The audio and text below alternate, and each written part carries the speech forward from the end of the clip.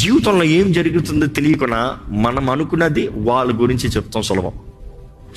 దేవుని సేవకుడిగా నేను నేర్చుకుంది ఒకటి, I think from my young age I learn this. It is tough, but then నీవు నిజంగా ఇది నేర్చుకుంటే you will have wonderful relationships. ఏంటంటే ఎవరితో ఏది మాట్లాడినా వారి స్థితిలో నన్ను పెట్టుకుంటా.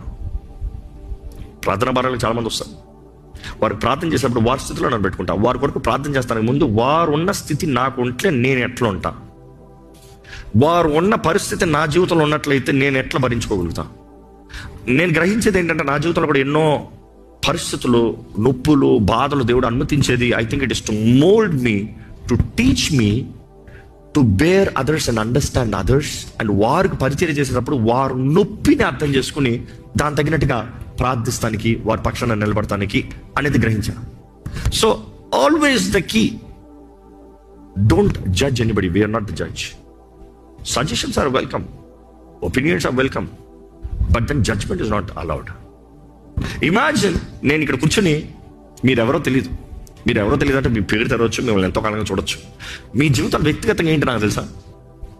నీ జీవితాలు వ్యక్తిగతంగా ఏం జరుగుతుంది నాకు తెలుసా? ఈ రోజు నీ జీవితంలో ఏం జరిగింది నాకు తెలుసా?